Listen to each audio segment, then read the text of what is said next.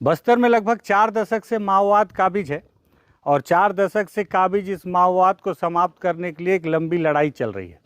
बीते दिनों केंद्रीय गृह मंत्री अमित शाह जब बस्तर के दौरे में आए तो उन्होंने एक बड़ा बयान दे डाला। उन्होंने कहा कि बहुत जल्द इस माओवाद को अब जड़ से समाप्त कर दिया जाएगा। इस बीच जब भी आप सरकार और जो उनके नुमाइंदे हैं या जो जवान हैं उनके द्वारा जब भी सर्चिंग पर जंगलों में जाने के दौरान कई ऐसी तस्वीरें आप देखते होंगे कि माओवाद को ख़त्म करने की इस लड़ाई में कई दफ़े वो नक्सलियों के स्मारक को ध्वस्त कर देते हैं और बताते हैं कि नक्सलियों की स्मारक को ध्वस्त करने के बाद ये कहीं न कहीं नक्सलवाद के खात्मे की ओर एक कदम है। तो ऐसे ही कई स्मारकों को तोड़ने के बाद मेरे मन में, मेरे जहन में एक सवाल उठा कि क्या नक्सलवाद को ख़त्म करने के लिए स्मारक को ख़त्म कर देना ज़रूरी है। तो इस पर बातचीत करते हैं। नमस्कार, मैं विकास तिवारी हूं और आप बस्तर टॉकीज़ देख रहे हैं। दरअसल जब से माओवाद है और जब से बस्तर में माओवाद का कब्जा है, इस दौरान माओवादियों ने अपने मारे गए साथियों को लेकर कई स्मारक तैयार किए, लेकिन इस वक्त मैं जहां मौजूद हूं वो माओवाद संगठन का मेरे ख्याल से या मेरी जानकारी में सबसे ऐतिहासिक स्मारक है। इस स्मारक को बीते दिनों कई सेंट्रल कमेटी के सदस्य और पुलिस ब्यूरो ने आकर और बड़ी संख्या में माओवादियों की संख्या ने एकत्रित होकर शहीदी सप्ताह के दौरान पूरे जश्न के साथ उद्घाटन किया था। और इस वक्त मैं बीजापुर ज़िले के उस कोमटपल्ली के लगभग 64 फीट ऊंचे इस माओवादियों के शहीदी स्मारक के पास हूं। मुझे लगा कि उस वक्त जब मैं आ नहीं पाया, किसी कारणवश प्रकृति की जो आपदा से मैं फंस गया था बढ़ते नदी नालों के बीच और यहाँ नहीं पहुँच पाया था, उस कार्यक्रम को मैं नहीं दिखा पाया था, लेकिन मेरी भी मंशा थी, मेरी भी इच्छा थी कि इस मौके पर जाकर इस स्मारक को देखूं और देखने के बाद आपको भी दिखाऊं कि माओवादियों ने, जिन्हें अब कुछ ही दिन का मेहमान बताया जा रहा है सेंट्रल गवर्नमेंट के द्वारा, उन माओवादियों ने अपने गढ़ में कितना बड़ा स्मारक तैयार कर रखा है। हालांकि इस स्मारक में तेलुगु में लिखा है और जिसमें मुझे केवल 2021 और 14 की तारीख समझ में आ रही है, लेकिन बताया जाता है कि सेंट्रल कमेटी के जो बड़े लीडर थे माओवादियों के, RK, उनकी याद में इस स्मारक को तैयार किया गया है। शहीदी सप्ताह के दौरान इसी स्थान पर माओवादियों के लगभग सैकड़ों की संख्या में PLGA के सदस्य और उनके CC मेंबर, पोलित ब्यूरो सभी एकत्रित थे और उन्होंने यहाँ पे अपने 2 दिवसीय कार्यक्रम को संपन्न किया था। इसकी जानकारी हालांकि सुरक्षा बलों को भी थी, लेकिन इतनी बड़ी संख्या में माओवादियों ने यहाँ पर आकर जो बड़ा कार्यक्रम आयोजित किया, इससे उन्होंने सरकार को भी चुनौती दी कि उनकी नज़र में भले माओवाद संगठन कमज़ोर हो गया है, लेकिन इतना बड़ा स्मारक बनाकर और इतने बड़े कार्यक्रम को आयोजित कर वो बताना चाहते हैं कि उनकी शक्ति अभी क्या है। स्मारक को ध्वस्त करने और तमाम चीज़ों को लेकर हमने सोचा कि हम बातचीत करेंगे। हमारे साथ में आज वरिष्ठ पत्रकार बस्तर के कमल शुक्ला जी भी हैं। कमल शुक्ला जी भी इसी ओर आ रहे हैं। दादा आ जाए तो थोड़ा सा हम बातचीत करें कि जो बस्तर में माओवादियों के स्मारक को ध्वस्त किया जाता है, उसके लेकर आपका क्या सोचना है। दरअसल कमल शुक्ला जी को मैं इसलिए लाया क्योंकि इनकी कुछ बातें हैं से मैं भी सहमत था। दादा, बस्तर टॉकीज में स्वागत है आपका। धन्यवाद जी। ये बताएं कि कल हमारी चर्चा हो रही थी और आप बोल रहे थे कि इन स्मारकों को तोड़ा नहीं जाना चाहिए। पुलिस के जो जवान हैं वो इन स्मारकों को जब तोड़ते हैं तो ऐसा लगता है जैसे माओवादियों को ध्वस्त कर दे रहे हैं। आप क्या सोचते हैं? स्मारकों पुलिस वाले सोचते हैं कि सीमेंट और ईंट के किसी इबारत को तोड़ के वो कोई लड़ाई को ख़त्म नहीं कर सकते। ये जनता को भी पता होना चाहिए और ये 40-50 साल की लंबी लड़ाई है। इस दौर में बहुत सारी इमारत को इन्होंने तोड़ा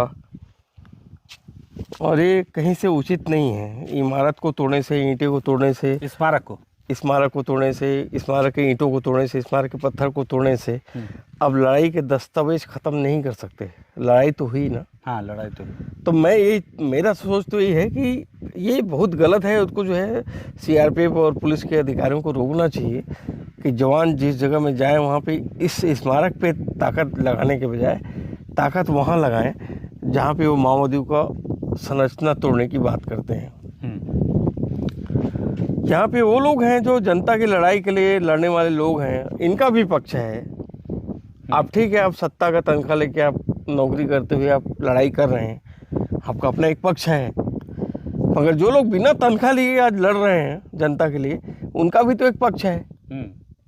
आप ऐसे ही खत्म करके, ये 40 फीट इमारत की बात नहीं कर रहा हूँ, 64 फीट की भी बात नहीं कर रहा हूँ, बहुत सारी इमारतों को इन्होंने ख़त्म किया है। और मेरी जानकारी में जहाँ तक है, मैंने माओवादी नेताओं से भी बात किया, माओवादी नेता कभी भी शहीद हुए पुलिस के स्मारक को नष्ट नहीं करते हैं। अच्छा, नहीं करते। मतलब वो जो गांव के कई अंदरूनी इलाकों में मैंने देखा है कि कई जवानों के मूर्तियां लगाई जाती, तो माओवादी उनको नुकसान नहीं पहुंचाते? आपने देखा अभी तक तो नुकसान नहीं पहुंचाया तो नहीं। इंजाराम जगह जगह रोड में बने हुए चीज जहाँ पे माओवादी का दखल है, वहाँ भी उनको इन्होंने नुकसान नहीं पहुंचाया। तो पत्थरों पे लिखे गए इतिहास को खत्म करने से आप कोई वैचारिक द्वंद्व को खत्म नहीं कर सकते। तो इस बात को कम से कम उन सिपाहियों को समझाना चाहिए जो सेना में आ गए हैं, उससे लड़ाई खत्म नहीं होती। लड़ाइयों में इन इतिहासों का बहुत जिक्र हुआ जाएगा। आज से 50 साल बाद, आपसे 100 साल बाद आपसे पूछा जाएगा कि इसमें ऐसी लड़ाइयाँ हुई थी, उसमें कितने लोग इधर से मरे, कितने लोग उधर से मरे। तो आप ऐसे ईंटों पे और पत्थरों पे हमला करके इस पे जोर आजमाइश ना करें, ना करें। इन्हें दस्तावेज की तरह सुरक्षित रखा जाना निश्चित रूप से। अच्छा, ये खड़ा होने से क्या आप इस गांव में माओवाद को खत्म कर दोगे, इसको खत्म करके? मगर जिस गांव में है ये स्तंभ, क्या आप इसको माओवाद को खत्म कर देंगे? नहीं, स्तंभ से तो नहीं खत्म होगा। एक सीमेंट के टुकड़े को ढेर करके तो नहीं खत्म हो सकता। ठीक बात। अब लोगों के मन में घुसा हुआ है, उसको आप कैसे आप करें? अब उसमें अपना गणित लगाइए। और हर जगह गोली और हर जगह रापा कुल्हाड़ी काम नहीं आता है। ठीक बात। ये वैचारिक लड़ाई भी है, वैचारिक लड़ाई है और ऐतिहासिक लड़ाई है। इसमें दस्तावेज दोनों तरफ से सुरक्षित होने चाहिए कि किन लोगों ने इधर से जान दिया, किन लोगों ने उधर से जान दिया, सबके सुरक्षित होने चाहिए। हाँ, चाहे वो जवान हो या कॉमरेड हो जी, दोनों के दस्तावेज जो अपने अपने हालांकि जवानों के बारे में स्पष्ट कहूंगा कि जवान तो तनख्वाह लेके आते हैं, मगर यहाँ से जो लड़ने वाले लोग हैं वो एक विचार लेके आए हैं। आज इसमें जो मारे गए लोग हैं, जिनका आज स्मारक है, वो किसी विचार के साथ जुड़े रहने के कारण से मारे गए हैं। ठीक बात। ठीक है, तो धन्यवाद कमल दादा, आपने अपनी बात रखी। तो ये कमल दादा थे जो जिनका ये कहना है, और मेरा भी यही मत है कि स्मारकों को ध्वस्त करके आप ये लड़ाई, ये जंग नहीं जीत सकते।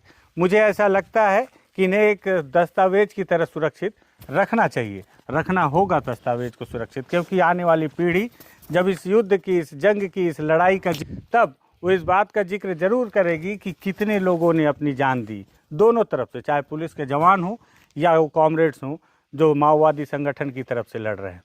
और ऐसे कई स्मारकों को पुलिस के जवानों ने ध्वस्त किया है, उनकी तस्वीरें वायरल की हैं। और ये बात भी काफ़ी विचारणीय है। वाकई में आज तक मैंने भी कभी किसी शहीद जवान की मूर्ति को माओवादियों के द्वारा नुकसान पहुंचाते अभी तक नहीं देखा। हो सकता है मेरे इस वीडियो को दिखाने के बाद पुलिस के अधिकारी इस बात पर आपत्ति दर्ज करें और उनके द्वारा इस बात का भी जिक्र किया जाए कि माओवादी शहीद जवान के मूर्तियों को ध्वस्त करते हैं, लेकिन मेरी जानकारी में ऐसा नहीं है। और इसीलिए इस बात को मैं दावे के साथ कहता हूं कि माओवादी भी जवानों के स्मारकों का सम्मान करते हैं, उन्हें नुकसान नहीं पहुंचाते हैं। तो उनके मारे गए साथियों की याद में बनाए गए इन बड़े बड़े स्मारकों को भी एक दस्तावेज की तरह सुरक्षित रखना चाहिए। ये मेरा मत था, वरिष्ठ पत्रकार कमल शुक्ला का मत था। अगर आपका क्या मत है? अगर आपको लगता है कि आने वाले भविष्य में ऐसी लड़ाइयों को याद करने के लिए जिस तरह से ताजमहल सुरक्षित रखे गए हैं, उसी तरह से ऐसे स्मारकों को सुरक्षित रखा जाना चाहिए, ताकि आने वाली पीढ़ी समझे कि युद्ध, लड़ाई हुई क्या, उससे हासिल क्या हुआ, क्या फ़ायदा, क्या नुकसान हुआ। इस वीडियो को शेयर कीजिएगा, बस्तर टॉकीज़ को सब्सक्राइब कर दीजिएगा। धन्यवाद।